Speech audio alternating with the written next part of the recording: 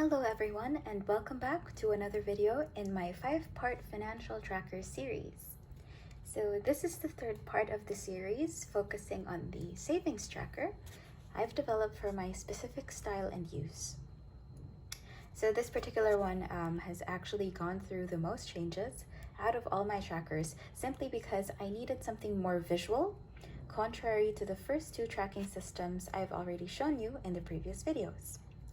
If you want to check those out, I've placed the links in the description box below in case this is your first time visiting my YouTube channel. I hope you check those out as well. So for this particular tracker, I make sure to allot at least 4 pages of my Hobonichi week's notes.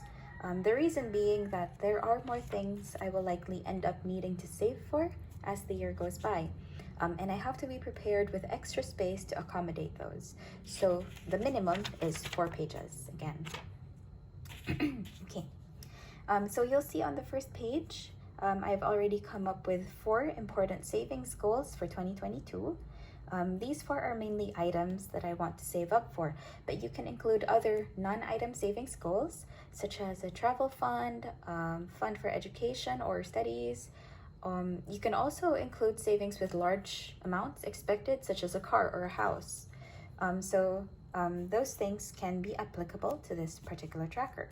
Our needs vary so much from one person to the next, which is why I developed this particular savings tracker to be as flexible as possible while still maintaining a good amount of structure for it to promote discipline in our savings. So that's mainly the goal of our savings trackers, of course, is that we're able to follow through with it with discipline as we go through the year. So again, feel free to take notes, guys, or adopt this particular tracker and adjust it based on your use and needs if you want to. Okay? So otherwise, let's jump right in so I can explain the tracker to you. So for the items I've listed as my savings goals, 2 are recurring. Okay? So 1, the Hobonichi planner is something that actually I apply on a yearly basis, of course. I have been using this planner since 2018, and it is something I plan to continue for the coming years as far as I can see. So you'll notice I place the months or the quarterly periods on the left panel where the main divider is.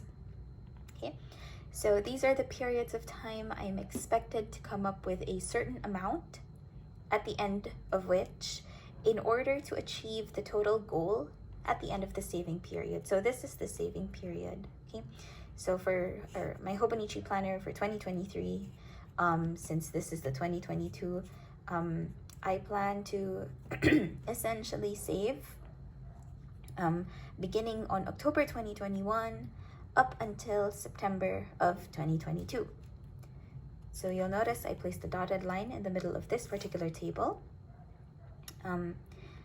This is mainly just to serve as a marker for me when I reach half point of my intended savings total for a particular month, and then the latter half. Okay. I also plan to shade in each box I successfully save the written amount in. In this case, it's 100. I'm not sure if that's clear on the video, but each box has 100 written in it.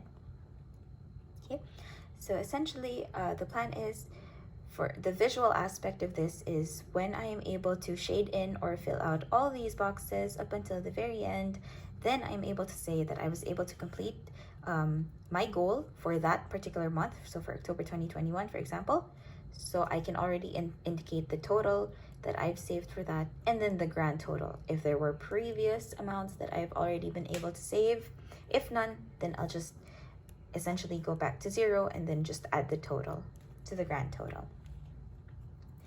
So essentially, again, the grand total is the column that applies the overall total after each month has passed. This way I can see the entirety of my savings grow at a glance. So just from this box, just from this column. Oh, okay, sun's out. So on the second style of my savings tracker, it's actually quite perfect because the light from my window is highlighting this portion, and this is what I'll be talking to you guys about. So you'll find on this second version, this is applied to my future mobile phone savings. This is also recurring, but it's not something, of course, that I purchase on a yearly basis. In fact, I usually change my phone every 3 to 4 years, depending on the condition of my current phone. So in this particular style, I listed the periods in quarters with 3 months in each row. So that's October, November, and December for the first row. And then I have January, Feb, and March for the second row of 2022. Okay. So essentially, I use this particular style to remind myself that this particular savings goal is not limited to just 2022. Okay, I just actually recently got my phone in 2020, and it's still working perfectly well, so I'm planning to save up until 2023 or 2024 before I buy a new one, meaning to say that this particular savings goal will be migrated to my next Hobonichi weeks for 2023 and perhaps also for 2024. So the grand total will keep increasing for every year that I migrate this one. Okay, so again, for this particular tracker, I've divided up the row for the actual savings amount into 3 parts. So one part is representative of each month, and I've placed the broken lines in between just to mark again the separation of the 3 months, just to make it easier for my eyes to see if I've already completed my goal for October, and then November, and then December before totaling everything. Okay, so in each box for this one, I've indicated 500 this time to remind me to save at least 1,500 every month for the given period. So that's a minimum goal of mine. So if you want to increase the increments that you add for the next quarter, you can do that. That's why I place these in just pencil marks in case maybe for the next particular quarter I'd want to put in let's say 1,000 per box. So that would mean 3,000 savings every month. So that's also possible. You can keep adjusting this again based on your standards. You just have to have a template to start with or to begin with. But my suggestion is for you to maintain the same amount for the row. So you can see here, all of these grids for October 2021 apply 100, just so I have that consistency in my savings and it's not as erratic. Again, that's a practice and discipline. And the same goes for here. I maintained everything should be 500 on these grid boxes. Again, practice of discipline. As much as possible, you try to maintain a certain standard for your savings. Well, the question sometimes that I come across with is, what if I can add an additional 500 during the October 2021 period? Well, that's great, but although it is great, applying an erratic pattern to your savings can actually be both negative and positive. So again, the idea of the savings tracker is to maintain a sense of discipline, create a pattern, a habit, or a trend that you can easily follow regardless. Okay. So moving forward, for the other 2 savings goals on this particular page, they are mainly items with a fixed price. So these 2. Hence, I am able to apply an end period or month to the tracker such that when I've reached either May or August of 2022, I should be finished and have completed the total expected amount for these 2 items.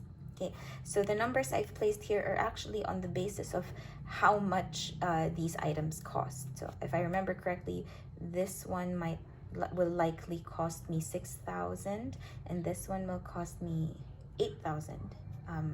But those are usually just rough estimates or round-ups of the actual total price of these items.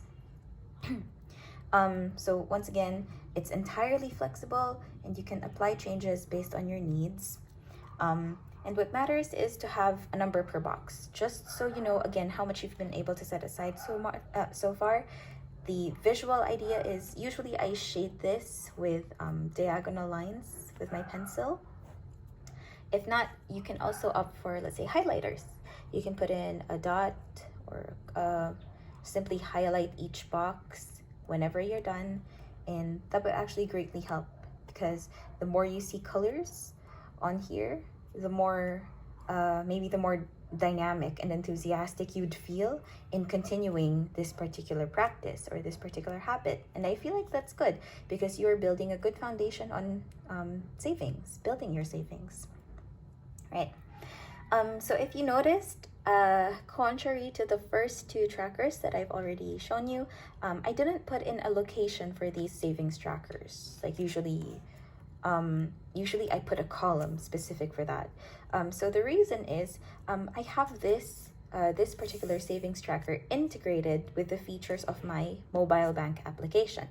So I know exactly where all the savings are because I have a dedicated bank account for these that are separate from my other bank accounts. I actually have a total of 4 bank accounts with 4 different banks now because I want to maintain that each account serves a particular role. So although that kind of deviates from, you know, the practice of having an analog tracker, I just feel like it would be easier to actually look at these instead of your mobile phone and the records on there, because here essentially at a glance, the very purpose of this is to give you the total so far without needing to check your phone, plus the visual aid that it adds. I feel like this visual aid is what will highly motivate people or encourage them to continue saving, because it is a huge achievement high whenever you see more and more of those boxes filled in because you are able to continue saving up as you scheduled. Okay, so again, I hope you guys took notes. If you didn't, feel free to ask me any questions in case you're confused about anything or you have other concerns about this particular tracker. If you feel like there's a way that I could have done this better, I'd really love to hear your comments on the comment section below. Otherwise, if you found this video interesting and helpful to your needs, please give me a like, and if you haven't yet, kindly subscribe so you can also anticipate the next 2 installments to this 5-part finance tracking system that I have conceptualized for all of you guys. So with that, thank you so much for watching, guys. I have really appreciated and I'm just really grateful for all your support for the past few months that I've been posting YouTube videos. I'm really grateful for the growth. I believe I currently have 172 subscribers. I think I'm not quite sure about the number anymore, but I'm just really floored and grateful by your support, guys. So thanks so much for that. Again, I hope this helped. Please take care of your health. Make sure to hydrate, drink lots of water, eat on time, and eat healthy foods. I'll see you guys on the next one. Bye!